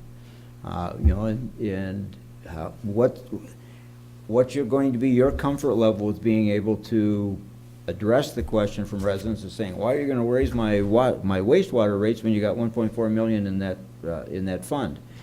You know, so I mean, the board's going to have to establish what your comfort level is to give us some guidance in terms of setting what that dollar amount is. You know, so general fund's not a big deal. General fund's not a problem because we don't have those kinds of unanticipated expenditures in the general fund. Our biggest potential threat is government shutdown. You know, where revenue would be interrupted. That's our biggest, and I think we've got that covered with what you've already said is a 4-month reserve account, 4-month operating. Well, and where that would come under, then it would come under an operational reserve. Right, that's what it would And follow. I guess that's all I'm suggesting, is Earmarked. just, for the first step, is to find some definitions that everybody is Right. comfortable with. And that's why in this Then memo, I we put kick the whole thing back to manager to Yeah. put some amounts on it. yeah, and so we're all talking about the same thing. That's why I put these definitions. These are, you know, we've been interchangeably over the years using miscellaneous contingency, operational reserve. We've been interchangeably using those words, and they have real accounting meaning. So once we get to the point of determining just exactly what it is we're going to call those accounts, then everybody is on the same page and we know what we're talking about. And when Kirk does his calculations, he won't call it contingency, he won't call it miscellaneous, he'll call it specifically the operational reserve or whatever, you know, so we're consistent across all of the line items of the budget, because we've discovered, well, we know that we can't commingle enterprise funds and general funds, but we now know that there is a mechanism that we can loan money from one enterprise fund to another enterprise fund with a documented loan and a repayment plan. Well, and what tags onto the back end of this is the CIP request. Those have to be done very early in the year. They should not even consider tapping into contingencies or reserve emergencies or operational reserves. They shouldn't be there. No, and actually, your CIP this year should be for 2021 CIP instead of for the 2020, because you're going to be doing the 2020 budget in the middle of 2019. So you should be one entire budget year ahead in your capital improvement planning. I just think it would be a lot easier if, when we sat down to talk about budgets, we were talking about a common term for everything. Yes. And Agreed. when somebody's talking about a CIP request, it's easy to identify where those monies are coming from, and it's easy to see that they're not coming out of funds that we never intended them to come out of. Right. So, And it's easier to earmark, how much money do we have for that approved CIP? Because it's not all in one big lump as in retained earnings, and everything falls into the same retained earnings. That is just annoying from any stretch of my imagination to be considering a budget, and with everything hanging around the retained earnings, hoping for a little bit of money out of there. And I just don't think it's good management to not have those monies earmarked a little bit better than that. Right, and if you, on that handout that I handed out, it basically gives you a good idea under the chart of accounts where what you're just talking about, Dave, is if you're doing your CIP basically, and then the budget is put together for, well, one of the favorites, the ATS generator with a switch. Okay, so basically what you would have is you would have under enterprise fund, you would have a specific ATS generator line item, and under that ATS generator line item would be sub-line items for acquisition of the generator, for the installation of the switch, for the, right down the line, basically. And then as you track from year to year, if that's a 3-year project, over 3 years, you would see in the budget, as it's laid out for you, 13, 14, 15, the prior years, you would see that fund building up over those years and be able to tell exactly where you are in the funding of that project. So when it comes time to build that project in 2022, It's there. the money's there, and then it goes to zero, bang. And that goes back to the every year looking at the same CIP to approve it. I mean, this year, and I think we took a big step this year, is by approving the CIP, and it's funded. It just Right. should start appearing in the budget under its own line item so that we can see how much money's there. Right. And if the board, on one of the items on your strategic planning list, if the board wants to move forward with the secure the water resources, that would be a project that would be starting 5 years from now. So then you would start each year, Kirk would start building into his budget under that line item the amount that would be necessary to then do the applications and the paperwork and the general engineering and all that kind of stuff that you would then see building up. I mean, but it would be 5 years out. If you'd be doing that, you would be submitting a project in 2020 for a 2025 project. Funded for 5 years. Fund, the preliminary Just funding watch is it. up to 5 years for the design, the engineering, the application process, and all that kind of stuff that has to take place to get to that. So that's why I wanted to have you take a look at that chart of accounts handout so you can see the way those items would be structured. Granted, it's going to make a much thicker budget, a lot more, but you can have a lot more information in it, and then you'll be able to track those items going forward. Definition's gonna be for each one of those. It looks like the definitions are right there. We just need to figure out What your comfort level is. As far as Where are the percentage. definitions? Yeah, what your comfort level Contingency is, fund, what that is, reserve, miscellaneous. Well, just so you use them across the board. There's an emergency reserve and there's an operational reserve. Those are the two terms we talked about. We didn't talk about reserve. Now, I may be nitpicking, but if we're gonna earmark funds for given types of reserves, if we're gonna earmark a dollar amount for operational reserves, then great. And if we're gonna amount for emergency reserves in that same fund, those are two different reserve funds, and they shouldn't all fall under reserve. No. They're earmarked separately. Well, they become, they become a restricted fund, basically, is what they become, because you're identifying them for a specific event. You're identifying, and one of the operational reserve would be either the 3 or the 4 month figure that would be separated out from the other funds as basically a reserve fund. The emergency one is only going to apply basically to public works. General fund's not going to have an emergency reserve. The operational reserve covers general fund. We don't have any projects that we'd be involved in that would be an emergency reserve. For the example I used, for instance, we would have, excuse me, we would have earmarked the project for the climbing structure because we funded that over 3 years.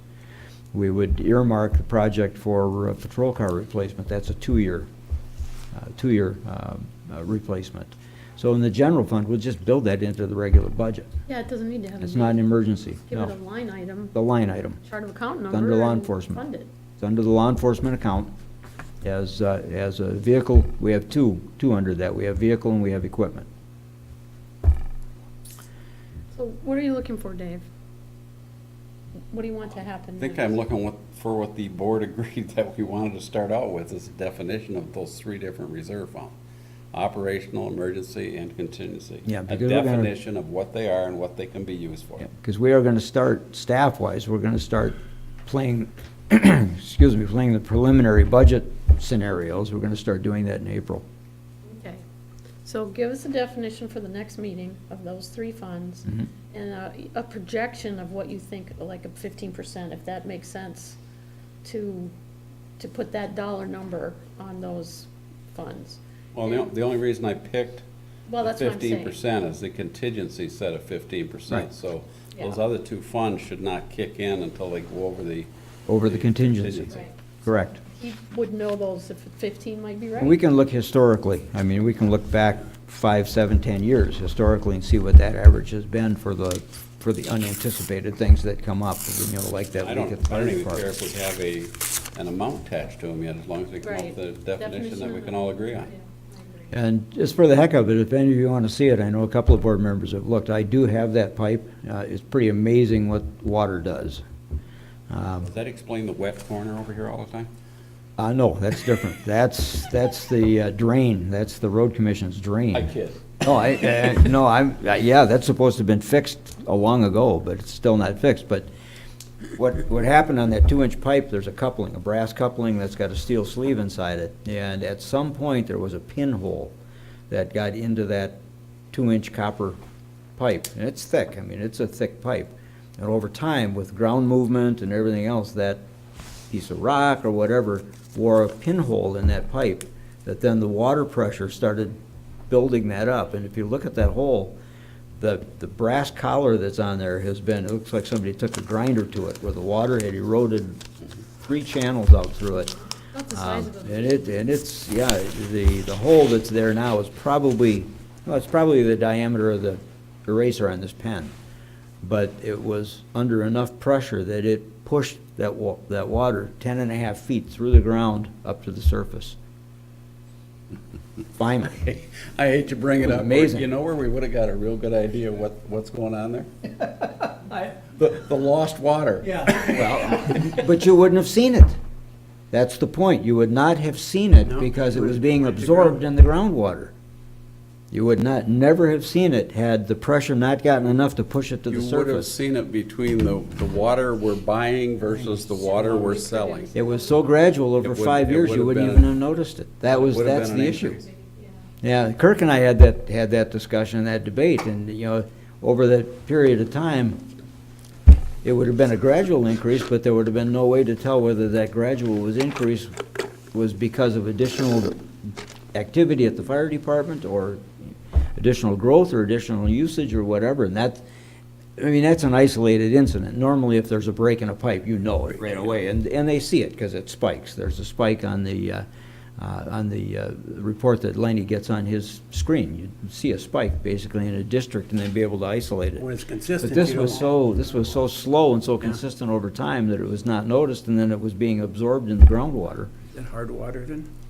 What's that? The whole cause, was that hard water? or Hard water something? would have been faster. Okay, so But that'll anyway. go back on the next agenda then. We'll bring the 2020 budget process back. With definition. So what we'll put together then is projections based on history in terms of what would be a reasonable amount to set into Okay. those. And you may know number, a Items. dollar number versus a percentage, whatever you can find out. Probably, I think Dave's right, probably a percentage, because a couple of things we don't control is the cost of some of that stuff. So if we go back over time and look at what the reasonable progression from year to year to year has been, we should be able to make a reasonable projection on what that might happen, projecting it going forward. Okay. The one thing that's still a variable is the power, the electricity, and you know, we won't know that until they solve some of the issues that they have to solve and find out what the cost of that may be. What I would really like to see on that, more than an amount, is a definition of those three and the guidelines for which they get used. That's the first Yep. thing, is the definitions. I know. Okay? We'll get definitions, Dave. All right, we have marijuana options next. We did talk about the interfund stuff, transfers and versus loans. Oh. Okay. Yeah, and basically that comes down to, what does the board want to do with it? We do have a mechanism that you can take money from the solid waste, or the wastewater fund to offset, prepay, if you will, debt in the water fund to avoid paying interest, but there has to be a document establishing that loan and what the repayment requirements are back to the wastewater fund. That's what, I thought we already talked about that. Yeah, we did, but we got a thing in here about transfers. I guess it was never my idea to transfer the money. It was to do what that bottom sentence is saying, is to come up with an actual loan document so a Correct. fund can loan money to another fund. And it's just, instead of paying the interest that we're paying, we could pay a smaller interest rate and we could pay it back to ourselves instead of a loaning institution. Well, we And already and I have a guess that's document, don't we? that's the differentiation, because there you're dealing with terms, because there are the two DEQ contracts forbid transfers. So you can't transfer from one Yeah, to we the can other, actually but it make a has to loan, be though. an actual physical documented loan. Didn't we do a loan, didn't we do a document when we loaned ourselves money before? But that was out of. Solid waste. Solid waste. Yeah. Yeah. Which is Yes. not. But did we have an agreement, we have We have- insurance Yeah. going Oh, yeah. back Solid and waste forth? in the general Yeah, fund. there's the Interest. board took a formal action that established a payment plan to be done within 30 years at an interest rate. Okay, do we have a document? I Mhm. mean, okay. Yeah, it's so it's we a can use it's a that, formal motion. Right? But this, to do this between these two funds, you have to have a formal loan document. Okay, that's what I'm asking. Yes, So we just- didn't need that from solid waste because that's not an enterprise fund. Okay, so can you create that document, or do we have to get something from a bank, or is that a? No, I Roger? think Roger would have to give us the language for the actual agreement. Yeah, that would, it would generally be in the format of a promissory note Right. Okay, with an stated interest rate and so forth, and and a time schedule and a repayment schedule. Right. okay. Blanks? There's some loans that make sense and there's some loans that don't make sense. I think it's up to the manager initially to make some recommendations on some of those. I know there's 2 loans that are paid off fairly early in the water department that we're paying like 4.75 and 4.5% on. If we loaned the water department some money out of the wastewater department, we could do it at like a 2 or 2.5% rate, and that money's going back into the wastewater, so they're actually making money on that money that's sitting there. But we need to decide what exactly we want to do there. It's not just a matter of coming up with the loan document, what exactly would the. You said the first step was the loan document, so Right. that's what I was working on. Well, the agreement that the board made back, I don't remember what year it was, Ernie, maybe you remember, but when the loan was made from the solid waste fund to the general fund to acquire the property for the well field, basically, that was stated as a fixed dollar amount to be paid back over 30 years at a replacement interest rate. So in other words, whatever interest that fund would have accrued at that time is what was paid back. Because the interest rates were fluctuating so much. Just before I was on the board. Yeah, No, it was right after I got. it was right after you got on. Yeah, so basically what we're doing, when we pay that back, we're paying it back at the interest rate at the time that the money would have accrued had it remained in the fund. So we can get a form, okay? And we need to have a discussion about how it goes further. That's where Well, I think all whether we you, have 'em at I a think work at this session point, or all, board meeting. at this point, all you need to do as a board is to, A, take an action that you want to do that, and number 2, to authorize staff to put together whatever dollar amount it is that you want to transfer, or which loans you want to pay off, We don't know that yet. We to have pay it off. that Well, discussion. we have the loan schedule in the budget, so, I mean, it could be, you know, you could say to take whatever, whatever amount loaned from the wastewater fund to the water fund to pay any current debt that's more than 3%. And the other side of it, we have to make sure we don't deplete the fund that we're taking it Oh, from. correct. So we have to Well, ask them, say, what are Right. their plans for the next Well, 18 and to that's- 24 months, Well, we too? kind of know. But once the board would take those two actions, then we could bring back to you at your meeting on the 19th to say, here are the loans that we recommend that you pay off, this is the dollar amount, and it leaves this much in the fund. And you still have a reserve to take care of it. Correct. This is above and beyond the Right. reserve. so. Okay, so the motion can be to authorize staff, and that would include Roger, because you'd give him direction to come up with a promissory note type document. A legal document, a Right. binding document. I mean, he said it'd be like that, so maybe it won't have that term, that title. To transfer enterprise funds as far as loans, Loan. not a physical transfer, but a loan with Correct. an established interest rate and a time frame. And then, I think, The amount recommended. yeah, if you want to look at the loan, probably two different motions. Look at the loans that we have outstanding, what the dollar numbers are, what the interest rate is. It's on that spreadsheets in our budget every year, with a recommendation. We can pay these off at 2% instead of paying 4.5. Whatever we're getting, we're probably getting like 0.01% right now. Yeah, but So Point any- three at- Point What is three or it, point four? 0.3? Point 3 or point 4, that's all. not we're much. Okay, so even if we went 1% or 2, so come back with that recommendation. Does that sound right? Am I Yeah, missing something? and the whole intention here is to avoid paying interest. That's the whole Make our money work better issue for is us. to reduce the cost to the water customers without increasing the cost of the wastewater. So, two different motions, one to do the I document. think actually you really only need one motion, is to authorize staff to develop a formal loan document from the wastewater fund to the water fund with a recommended repayment schedule and a listing of water debt to be absolved. So moved. Second. Have some questions, comments? I think the biggest thing we have to figure out, because I'm trying to remember which ones we have under CDs and which ones we have under money market. Would have to be That'll cash. all come Have to out. be on the money market one. Yeah, We it would have to take be out of out the money market.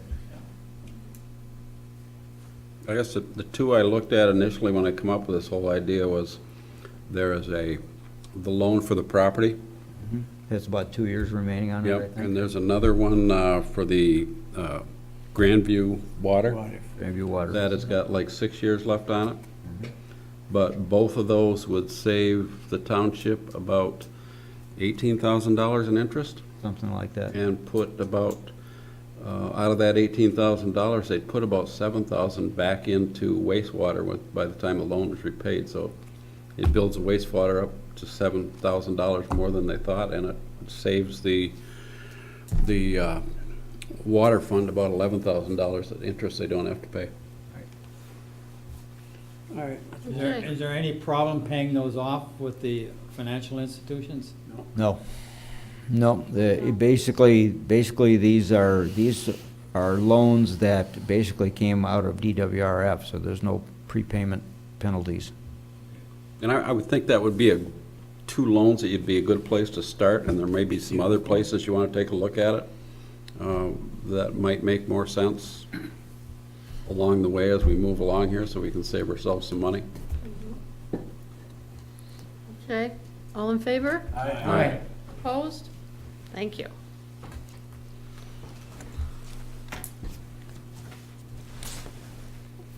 Now we can jump to marijuana. Right? Use them right now. Well, the board needs to start thinking about where you want to be on this issue.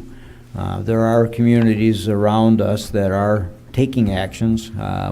Some of those actions are predicated upon how their individual voters voted. Some of those actions are predicated upon concern for the impact that allowing for the marijuana use may impact federal funding, since it's still a federal offense. So there are a number of issues to at least consider in determining what the position may be. Right now, the position the township has taken historically, while this was all being vetted through the courts and through the electoral process, was a moratorium where you were not allowing any activity that involved marijuana or anything that mimicked the effect of marijuana within township boundaries. You did not have to take any action under prior decisions that were made, but now with the new legislation, you do have to take an action either to allow or to disallow or to modify what you're allowing within the township. So I don't know if Roger wants to speak to that at all or to add anything to it, but eventually you're going to have to make a decision in terms of what your position with regard to the whole issue is. There's a financial side to it, there's a cost side to it, and there's a social side to it. So, 3 sides. You want to talk before Roger, or? Yeah, I think the issue is actually simpler than the legal aspects of it. Nothing personal, Roger. Well, we need to make sure what we're voting on or against. Right, do we have information on how the voters voted again that issue? If we could have Clerk that Vicari information does. available to us, and do we know if allowing any of those type of operations in the township would affect any federal dollars we're getting? Do we know that, or don't we know? You have no idea of day to day what's going on with the feds. I mean, I could see doing some kind of an ordinance in the interim so that we don't miss the deadline to do something, and then readdress it after they finally get it all worked out and decide exactly what it's gonna look like. Is it Yeah. still April 1st or 5th or something like that? December. Oh, They have, well, I'm not sure what you're talking about for April. Basically, recreational marijuana use is permitted. Recreational marijuana establishments are not permitted. The state has up to a year to come up with regulations. There are no regulations. There are a number of different types of establishments, processors, growers, marijuana micro businesses, retailers, safety compliance facilities, and those all have to have a license from the state. The state has not generated the regulations yet in order to even apply for one of those types of licenses. That is what is supposed to be in effect by December of 2019. They had a year to get that into effect, and that's in the works. Basically, the township's options are to allow marijuana recreational establishments, to disallow them, or to limit the location of them. You need an ordinance either way.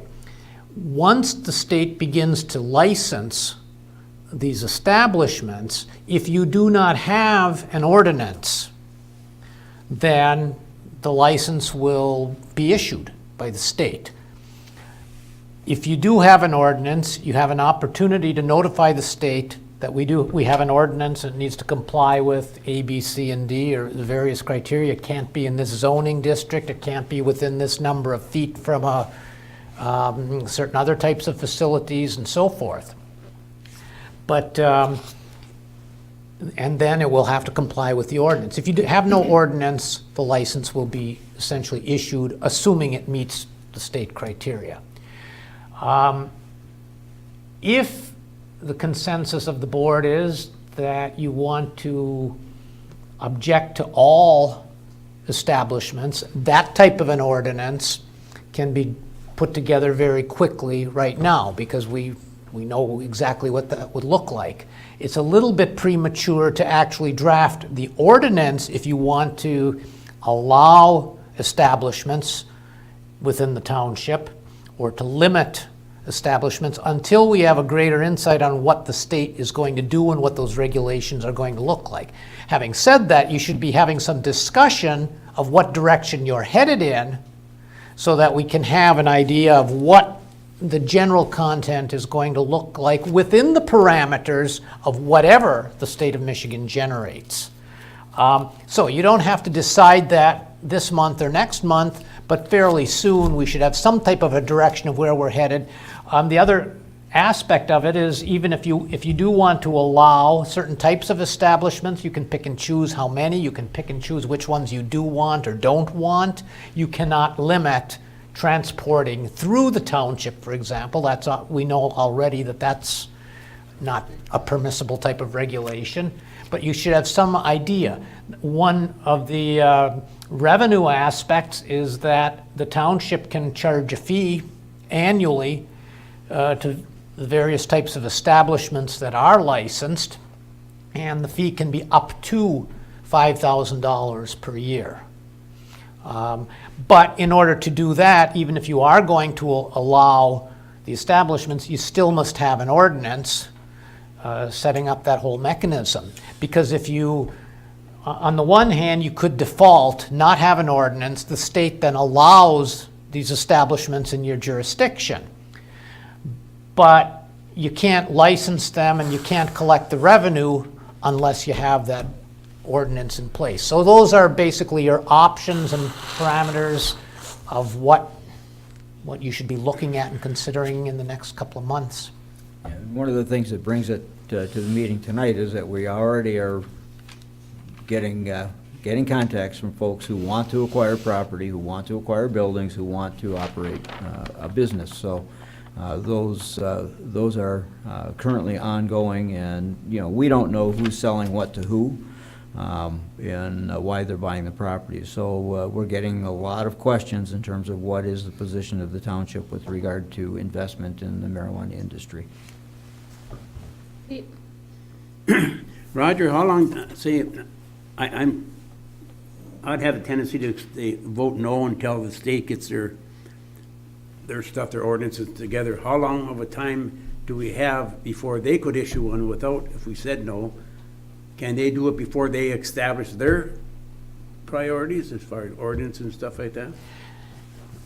They won't issue applications, to my understanding, before December. Right. I don't have the entire statute in front of me right now, but I believe there's like a 90-day window period in there, and I'd have to take a look at exactly from when to when that runs. So if we said we vote no until waiting on the state, that gives us till December to see if they can come out with something. You could do that.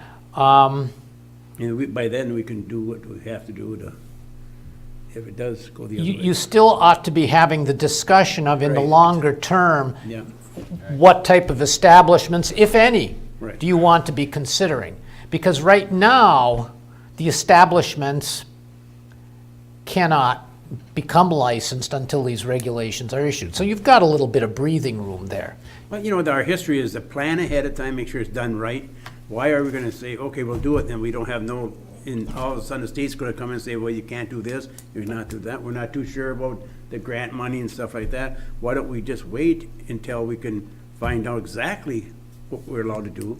But I think, to me, that'd be a safe way, because we never just jump into anything. It seems like the township over the past years have been planning ahead of time, so to protect themselves and the residents and stuff like that. And I think the safe way would be, to me, vote no and wait for the state to come in and plan ahead of time. Those are two different forks in the road to some extent. You have one possibility of just waiting, and that's doing nothing. Or you can adopt an ordinance now or next month or in June or whenever that says we do not want to allow the establishments. That's different than doing nothing. That's taking a position But you on, can change your order. you can change your ordinance, but it's an expense. You have to have a first reading, your second reading, and so forth. And if you're really looking at considering allowing certain types of establishments, you may want to have the discussion first on just what direction you're heading. It's just more expedient from a cost standpoint, I think. Dave?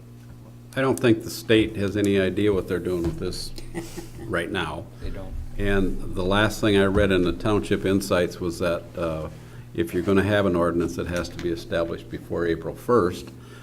I know they put an extension on it till December 1st, but to think that the state would actually do something and then stick to it is, I think, is a leap. I think the township ought to adopt an ordinance prohibiting. We ought to have that ordinance in place by April 1st. And if and when the state ever gets it together to the point that they've got their finished guidelines set out there, we should go back and take a look at it and see if we want to change that ordinance. But I think, That's what Pete was kind of asking. but I think but initially we should adopt an ordinance that prohibits it. I don't think, Pete, you were aware that it took the ordinance to say no, No, I right? didn't think You were that. just thinking, you know, we could vote. That'd be the best way to go and to protect us and our citizens and everything else, because Roger? If you want to go ahead with an ordinance that prohibits, that's something that I can put together very quickly because the Michigan Township Association has a recommended template that we would make some minor revisions to. I could have that as soon as your next meeting if you wanted to have it on the agenda for the next meeting. And I think that's why you see a lot of other townships out there adopting ordinances to prohibit, because nobody knows what the rules are gonna be. Iron Mountain just voted not to. Writing. Writing. Writing Township. Writing Township. There's quite a few even around us that are voting. So I would make that a motion, Okay, Support. to, Yes. to adopt an ordinance prohibiting, To draft an to ordinance. draft. draft an ordinance. Yes. Randy Rotari, what did the voters, The voters approved it in the township. do we know by how big a margin? I can get you the numbers, but it was a slight number. Wasn't large. It wasn't very large. It was, I believe, and I don't want to quote because I don't want to be misquoted in the paper, but they did approve it by a small number. And I'm not suggesting that we should eventually not approve something. I'm suggesting that we should not allow it until we have a final set of guidelines to consider. You know, and with regard to the federal side of it, I did talk with the road commission to see if they've gotten any, because most of their work comes from the feds on US 41. And they have had absolutely zero information with regard to what that impact may be. And, yeah, the last, That's surprising. I was just gonna say, what a yeah, surprise. yeah.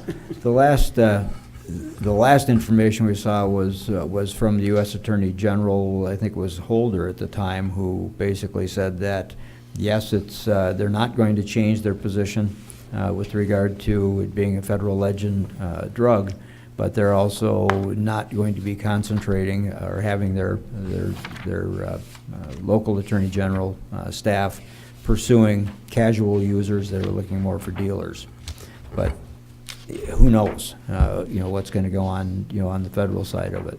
It is, they do have provisions in all their contracts that you will comply with all federal laws, and this is one of them.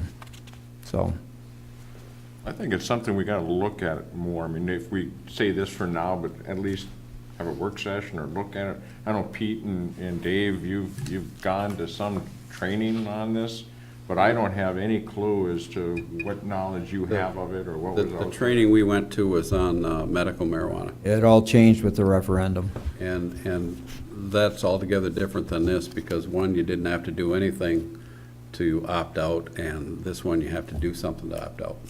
Right. And I'm not suggesting that we want to opt out, I just don't think we have enough information available to us to make I an agree. informed There's- Well, decision. the regulations haven't even been established yet. Nothing so. out there. And Go ahead. if we don't do something, we're going to get caught This with somebody getting licensed.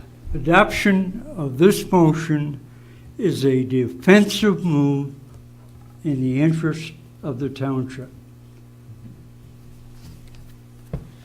Roger? One other thing I would be a little bit remiss in failing to bring up is, no matter what you do, there is a referendum provision, so that if a petition is signed by, I believe it's 5% of the people that voted in the last governor election, can force it to the ballot if they don't like your ordinance either way. And I haven't seen anybody that's been faced with a referendum yet, because it's all a very new issue, and I think many of the municipalities are taking the position of just an interim position until they can get more information. But that is out there, that it can be forced to a vote by referendum if the sufficient number of signatures are obtained on a petition. Would Is that it- be in any jurisdiction? Would that be like in the township, the city, the Yes. county? Any one Yes, because geographical area? every jurisdiction has to adopt its own ordinance. So if the ordinance, 5% of that jurisdiction, who voted in the last voted. governor's election. okay. So just by means of example, let's say that you placed no restrictions and wanted to allow every type of business that there is, that might be a petition by 5% of the voters who object to a lack of regulation in the township, if you were to adopt and allow everything permissible.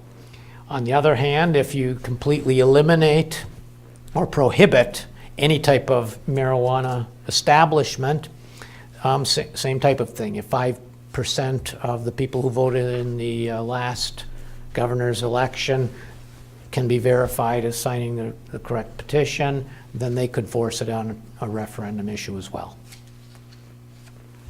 So it can occur on any type of ordinance that's adopted. Okay. Thank you. I see the forest for the trees here with all my notes. Okay, so we've switched out 9 for 8. We made our appointment. And public comment. Even Lisa's going home. Before I forget though, Lisa, we had a discussion about some property we bought. You might want to watch those first 10 minutes or so on the YouTube. Because you Well, missed she that part. watches it all. I hope so. Oh, yeah, she does. At least the beginning part. All right. Closed session. Move to enter into closed session pursuant to 15.268C for strategy and negotiation session connected with negotiation of a collective bargaining agreement if either negotiating party requests a closed hearing. 8:43. No, we got some, Support. that's a motion. Giving you the time. Okay. And it's a roll. That's your motion and he Yeah. supported? Okay. And it's a roll call vote, so Clerk Rattari is yes, Trustee Everson, Yes. Trustee Marks, Yes. Trustee Wiegand, Yes, I was thinking. Trustee LaRue, Yes. Treasurer Johnson, Yes. Supervisor Durant. Yes. Closed session, 8:43 PM.